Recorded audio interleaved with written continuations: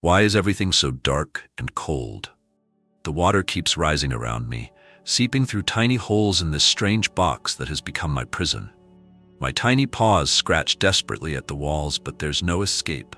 I can feel my heart pounding against my chest as the river's current tosses my wooden cage from side to side. How did I end up here?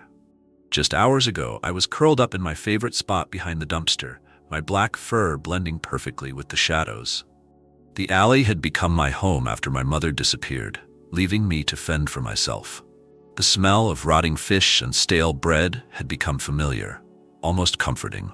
The constant hum of the city's traffic was my lullaby, and the occasional screech of tires my alarm clock.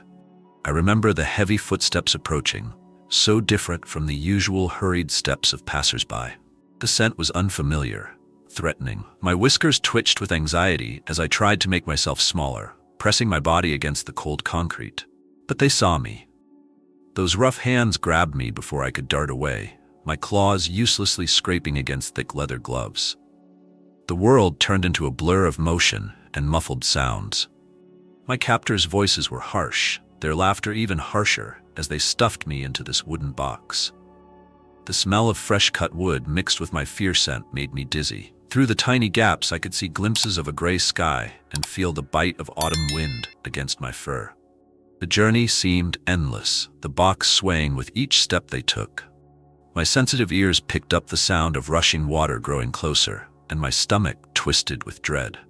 The river, I'd always avoided it, instinctively knowing its dangers.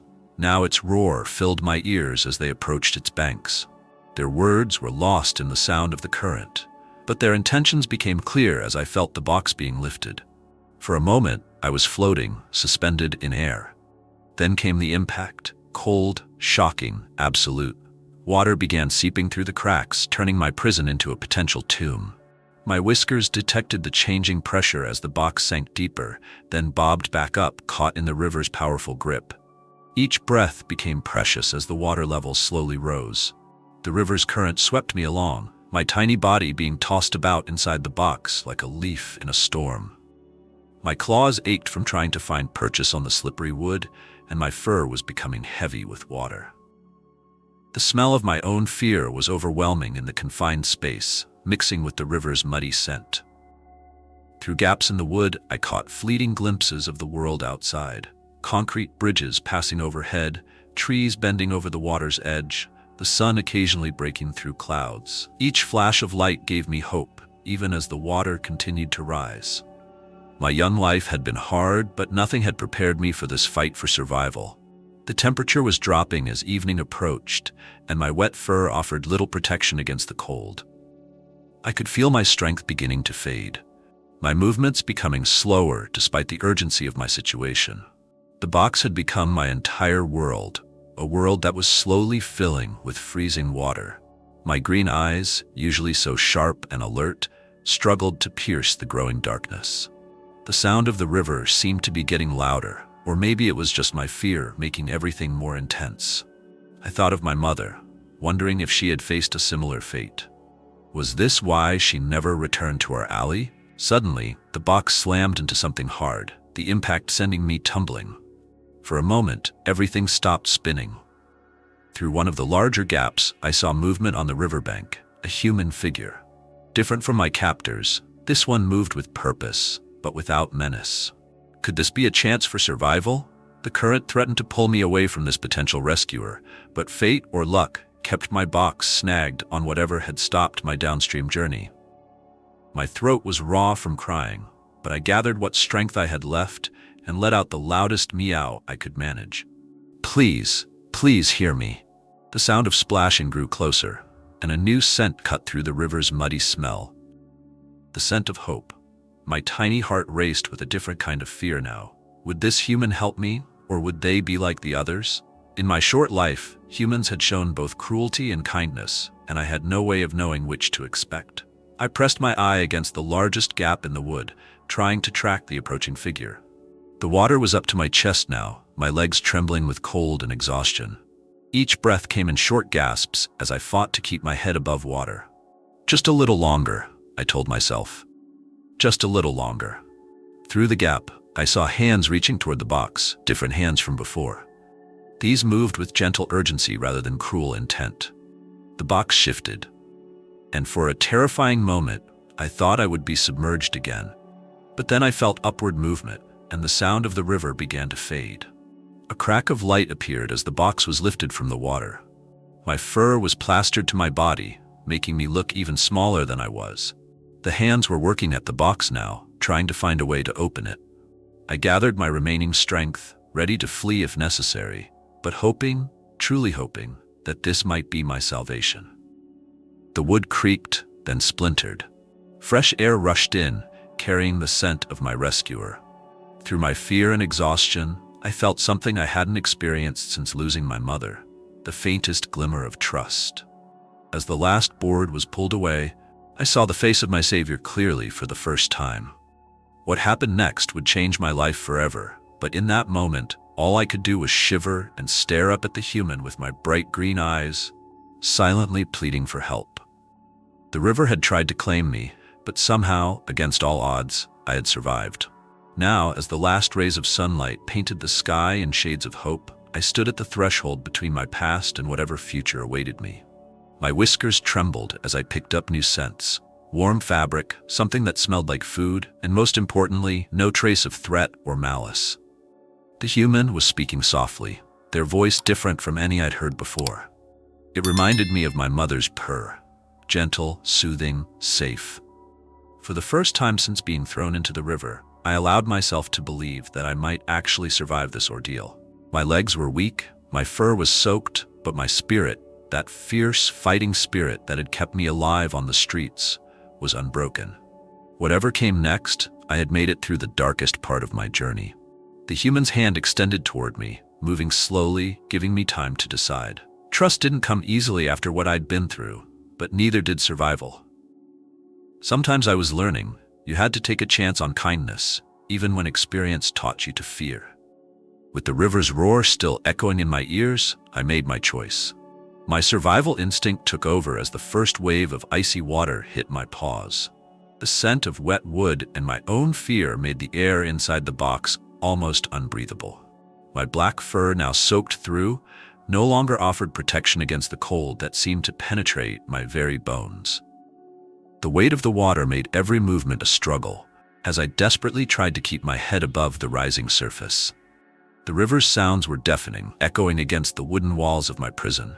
Each wave made the box spin and rock violently, throwing my tiny body from side to side. My claws scratched uselessly at the wet wood, searching for any possible hold. The taste of muddy river water filled my mouth as I gasped for air, making me gag and cough. Time seemed to lose all meaning in this watery nightmare. The light filtering through the cracks in the box grew dimmer, whether from approaching night or deeper water, I couldn't tell. My muscles burned from the constant effort to stay afloat, and exhaustion began creeping in. The cold had numbed my paws, making each movement more difficult than the last. Memories of my mother flashed through my mind, her warm fur, her protective purr, the way she taught me to survive on the streets. But she never prepared me for this. How could she? The water level kept rising, now reaching my chest. Each breath became more precious as the space between water and wood grew smaller. The current seemed to grow stronger, tossing my wooden prison with renewed fury. Through a crack, I caught glimpses of trees rushing past at frightening speed. My whiskers twitched with each new sound, the crack of wood hitting rocks, the roar of what might be rapids ahead. The box shuddered with each impact, and I feared it would break apart at any moment. A particularly violent collision set me underwater for a terrifying moment. When I resurfaced, sputtering and panicked, I noticed a new crack had formed in one corner of the box. Water now poured in faster, making my desperate situation even more dire. My heart raced so fast I thought it might burst from my chest. The temperature of the water seemed to drop even further as shadows lengthened outside. My limbs were becoming heavier, responding more slowly to my commands. The endless rocking of the box made my head spin, and the constant spray of water through the cracks made it hard to catch a full breath.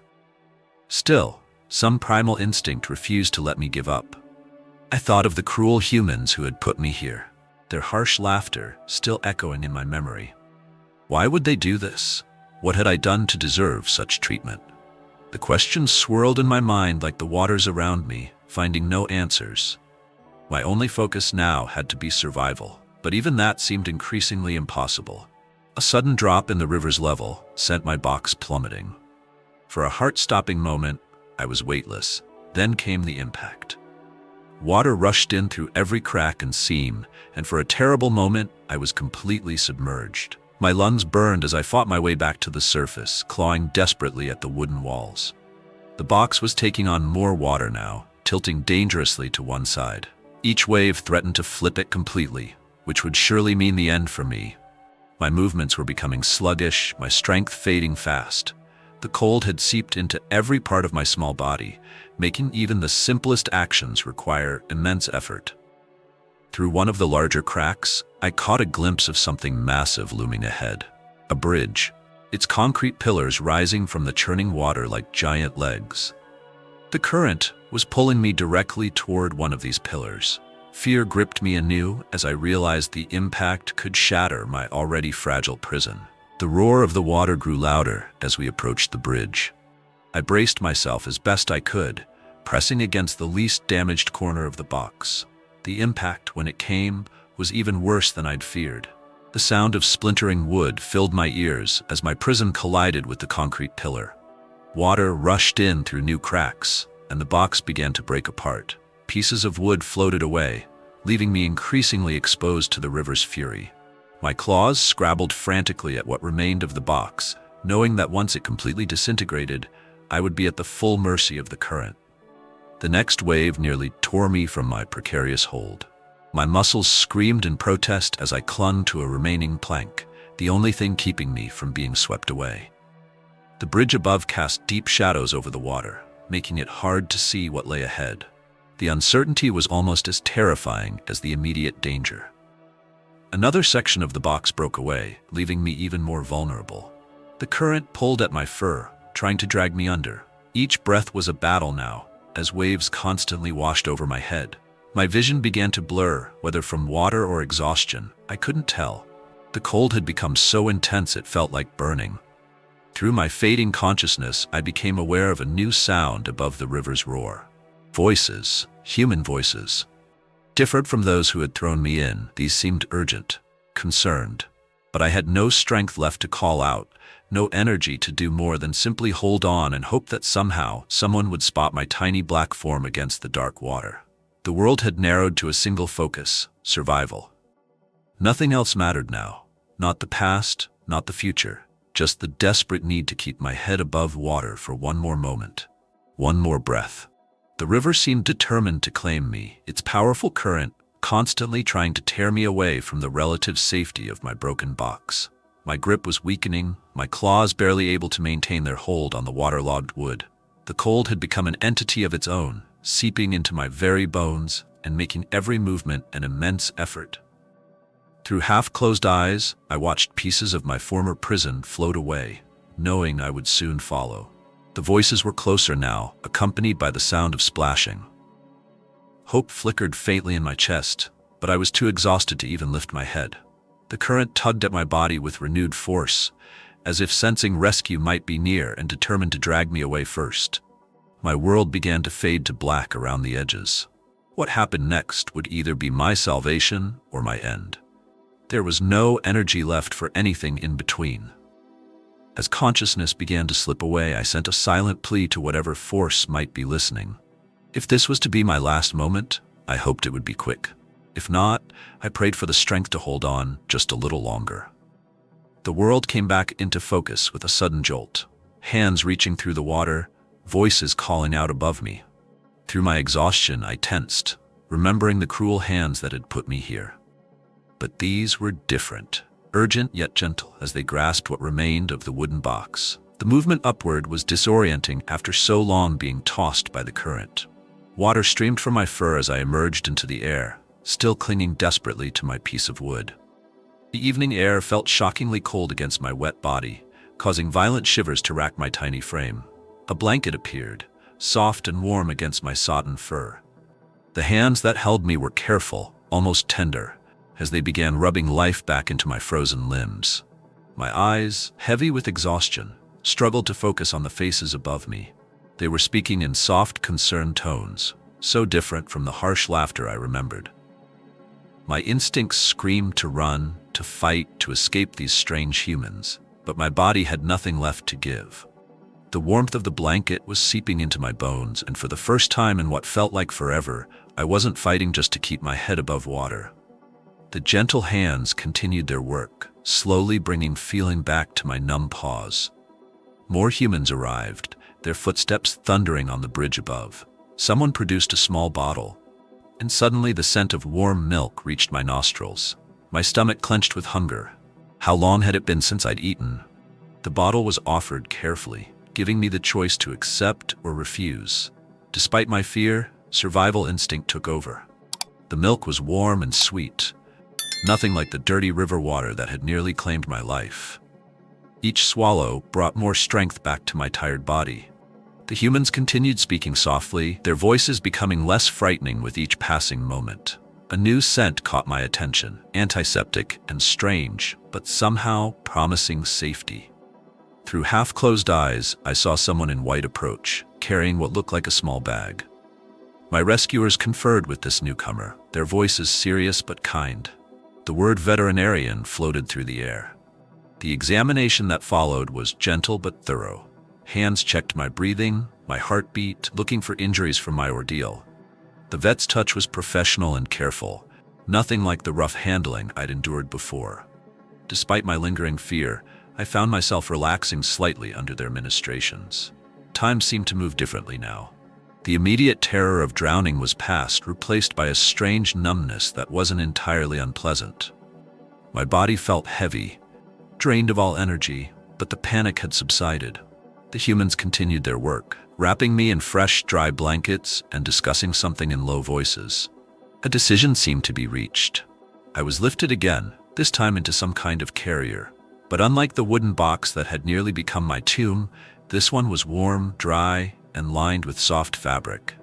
The door was secured, but I could still see out clearly, no more tiny cracks and seeping water. Movement began again, but smooth and controlled this time, not the violent tossing of the river. Through the carrier's door, I watched lights pass overhead, street lamps coming on as evening deepened to night. The humans' voices continued their gentle murmur, occasionally directing words of reassurance to me. The journey ended at a building filled with familiar antiseptic smells, a veterinary clinic.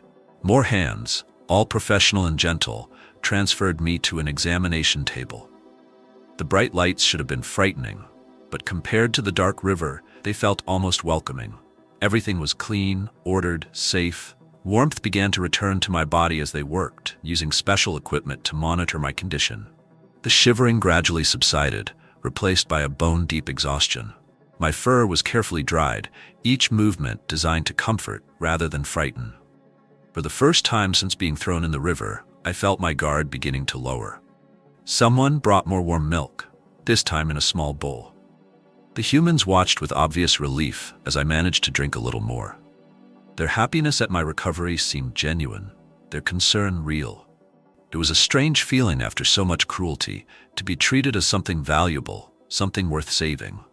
Through my fog of exhaustion, I heard them discussing my future. Words like shelter and adoption floated through the air, but I was too tired to worry about their meaning. The immediate danger was past, and my body demanded rest. The soft blanket they'd provided became my new world as my eyes began to close.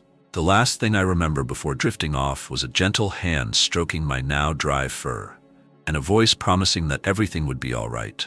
After fighting so hard for survival, I finally allowed myself to truly rest. The river's roar was fading from my memory, replaced by the soft sounds of my rescuers' caring voices. A machine nearby beeped steadily, monitoring my heartbeat, so different from the chaotic sounds of the river. The rhythm was almost hypnotic, helping to lull me into a deeper sense of security. The clinic's warmth had finally chased away the last of the bone-deep cold from the river. My whiskers twitched as I picked up new scents, other animals, medicine, disinfectant. But unlike the threatening smells of the river and wet wood, these spoke of healing and care.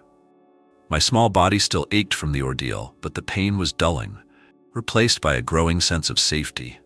Each breath came easier now, no longer a desperate fight against rising water.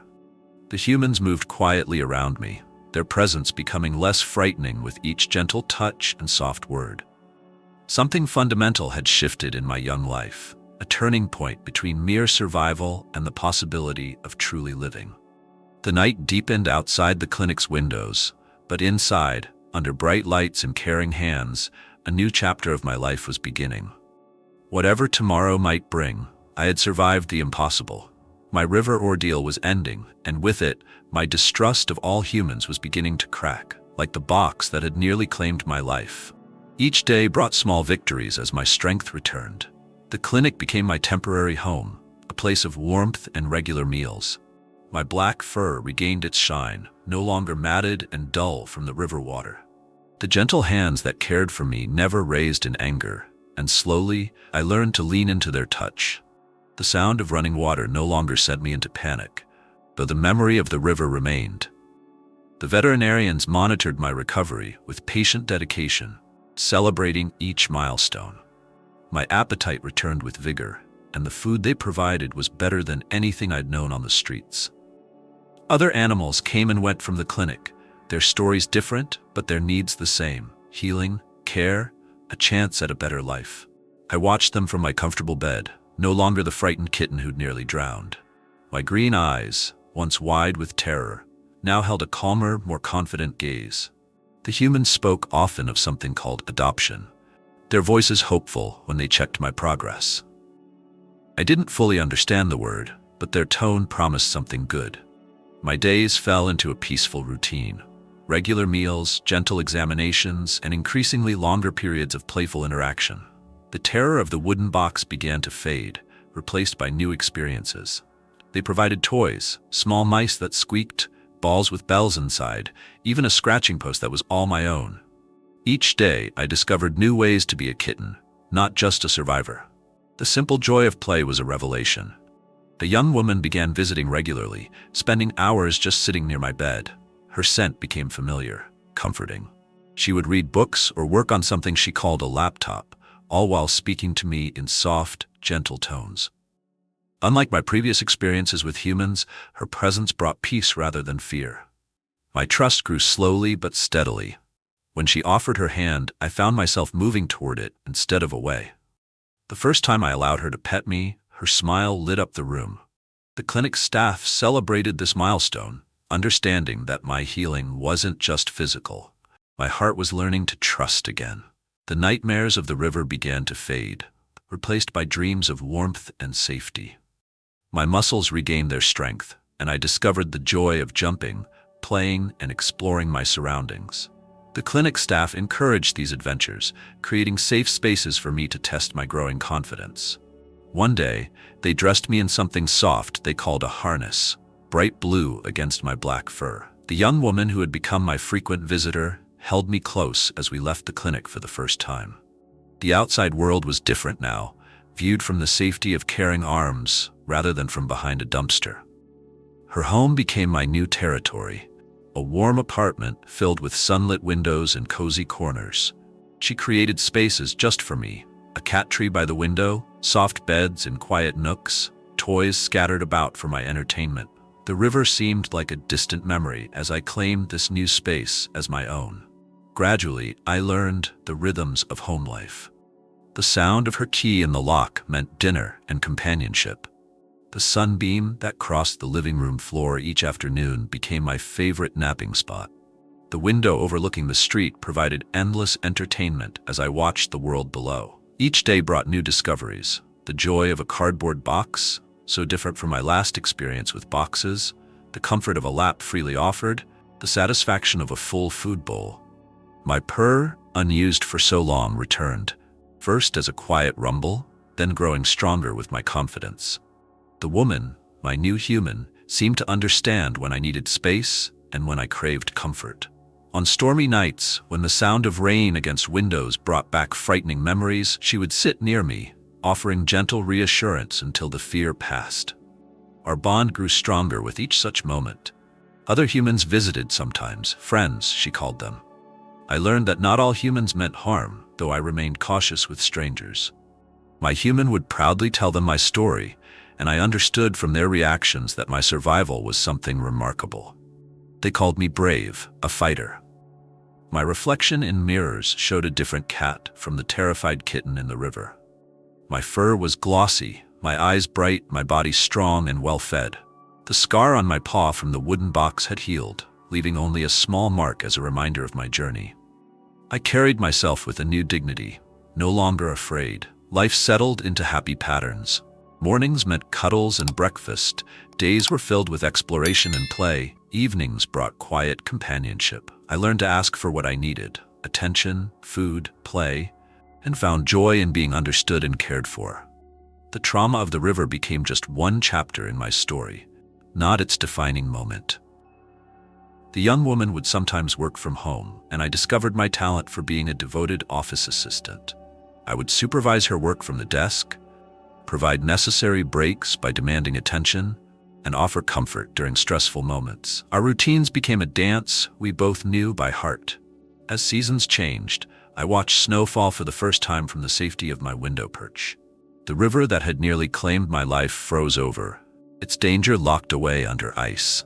From my warm home, I could view it without fear, understanding that it no longer held power over me. I had overcome. Trust, once broken, had been rebuilt through patience and love. The cruel hands that had thrown me into the river were now overshadowed by the gentle ones that had saved and healed me. My story had transformed from one of survival to one of triumph, a journey from darkness to light. The final pieces of my healing fell into place quietly, almost without notice. One stormy night, instead of hiding from the sound of rain, I curled up on my human's lap and slept peacefully.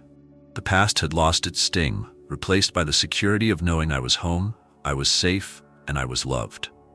Looking back now from my cozy window perch, the memory of that wooden box and the raging river seems like a distant nightmare. My reflection in the window shows what I've become: a confident, healthy cat with gleaming black fur and bright green eyes that no longer hold the shadows of fear. My human often tells visitors my story, and I understand now that my survival wasn't just luck. It was a testament to the strength I didn't know I possessed. Each day, I choose to trust, to love, to live fully in this new life I've been given. The river could have been my end, but instead, it became my beginning. The sound of running water no longer sends me into panic. Instead, I've learned to enjoy the gentle trickle of my water fountain, a gift from my human who understood the importance of facing fears.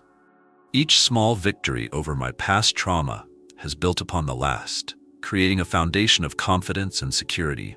Sometimes on quiet evenings, I catch my human watching me with tears in her eyes. She sees how far I've come from that terrified kitten they pulled from the river. Her gentle hands have never betrayed my trust, and in them I found not just safety, but a true home. Every purr I share with her is a thank you. The streets that were once my whole world now pass beneath my window, and I watch other cats searching for shelter or food. My heart aches for them, remembering my own struggles. But I also know there are good humans out there, like the ones who saved me, working to give other animals the same chance I received. Life has a different meaning now. It's not just about survival anymore. It's about joy, love, and the simple pleasure of being alive. Each morning brings new adventures, even if they're just chasing sunbeams across the floor or investigating an interesting box, the cardboard kind, not the wooden ones. My story has become something larger than myself.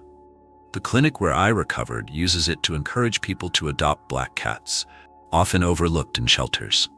My human shares updates on social media, showing how love and patience can transform a traumatized animal into a confident, happy companion. The river that nearly claimed my life still flows through the city, but it no longer haunts my dreams. I've learned that while some humans can be cruel, others will wade into cold water to save a tiny kitten. My faith in humanity, like my spirit, has been restored through countless acts of kindness. Time has softened the harsh edges of my memories, but it hasn't erased the lessons I learned. Every scar tells a story of survival. Every purr is a victory over fear, and every peaceful night's sleep is a testament to the healing power of love and patience. I am more than a survivor now. I am thriving.